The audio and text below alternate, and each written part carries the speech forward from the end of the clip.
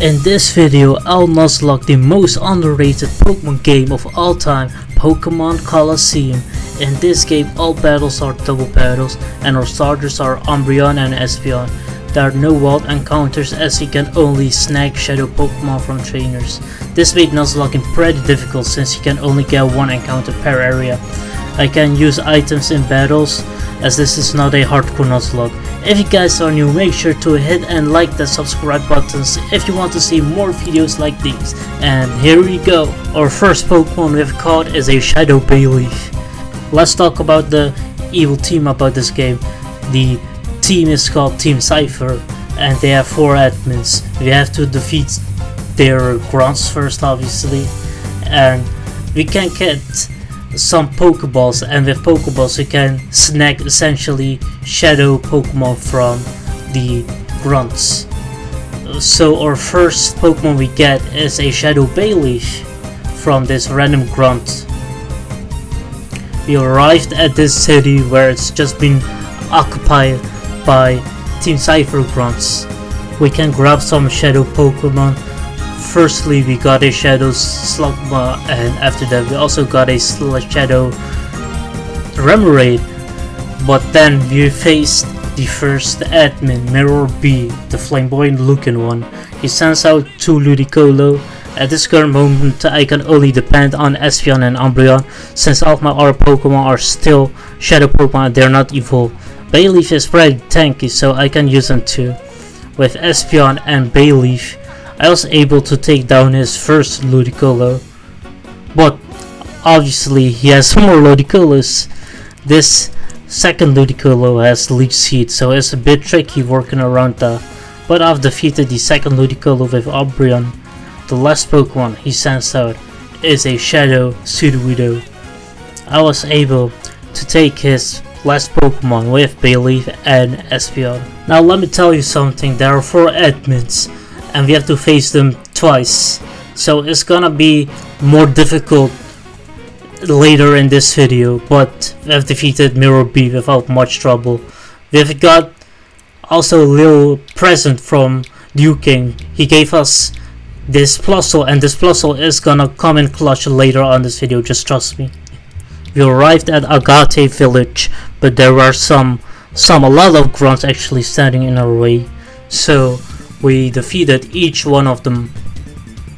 After saving Yuki's grandpa, we were headed to Mount Battle to get the Celebi flute. There were extra grunts standing in our way, so we had to get rid of them. Before I battled the next admin, I made sure to purify all of my Pokemon, so they immediately evolved into their final forms, because when you purify your Shadow Pokemon, they get the levels they were accumulating when they were in their Shadow forms. Bayleaf, we got a Meganium, Remoraid evolved, and Slugma evolved too. All of them evolved, so our team is looking stronger than ever. The next admin we have to face is Document. This guy is a piece of work. His strategy is to keep using Protect every time he can. He leads off with Golem and Metang. I sent out Meganium and Umbreon. After a few turns they were able to beat Golem. Octillery was able to beat the Camerupt with a Bubble Beam. After Metang gets taken down, he sends his ace Pokemon, Shadow freaking Entei. Yes, the admins use the legendary beast except Mirror B, but the fun part is that you can try to catch them, but I failed. But after defeating Dakim, we went to infiltrate Team Cypher's base in the Under. After defeating him, we caught a Ledian there, but now we have to face against the next admin called Venus. Let me tell you that her team is so annoying that I broke my controller.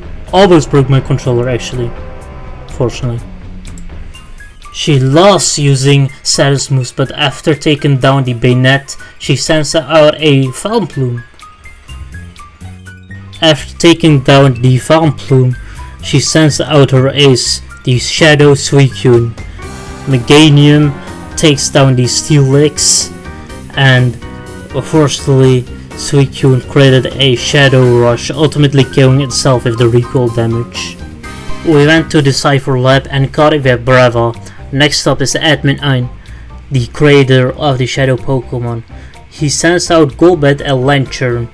Helping Hand from Plusle and Psychic was able to take down Golbat, probably overkill.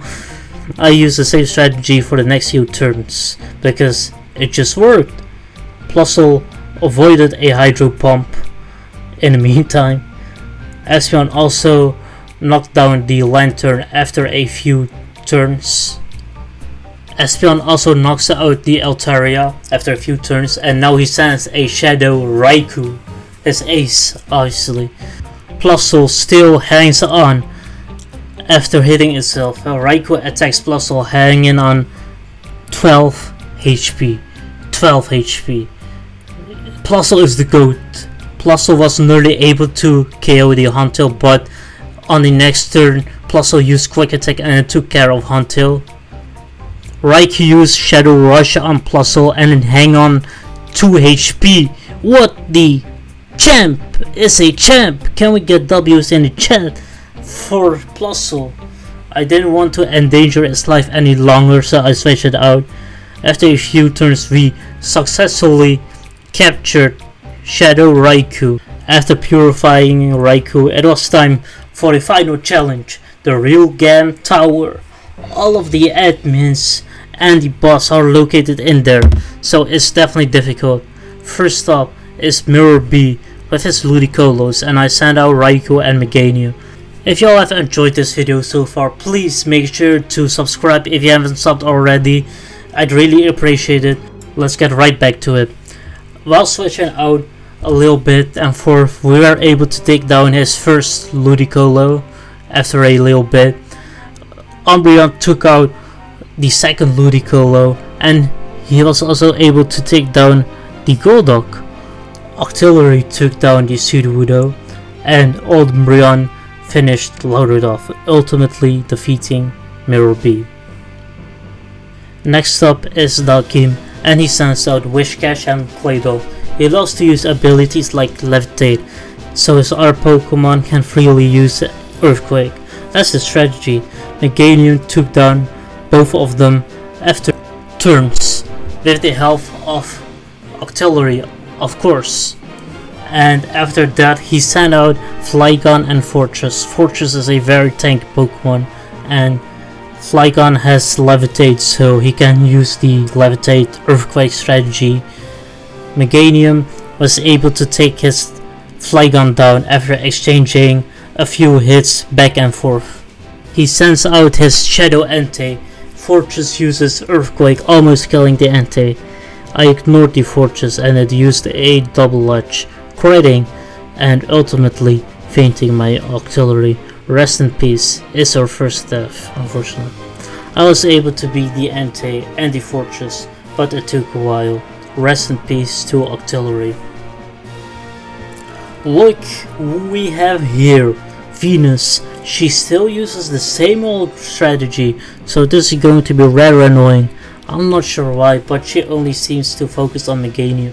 So I can safely use Umbreon to take out the Mischievous. Just like I said earlier, it took around a couple of turns, maybe 2-3 turns, to take out the first Pokemon Mischievous, but she sent Wigglytuff.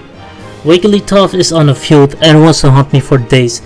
That Wigglytuff has annoying moves, okay? She has Thunder Wave, Flamethrower, as you can see, Attract. Those most annoying moves are coming from Wigglytuff, okay? Since Wigglytuff is pretty tanky, it took me a while to KO her. Umbreon took out the Raichu with a few bites. Now she sends out the Shadow Suicune. Okay, we were able to catch it after a few Pokeballs. Let's go! Lastly, Admin Ein. He sends out with a Rhydon and Pelipper.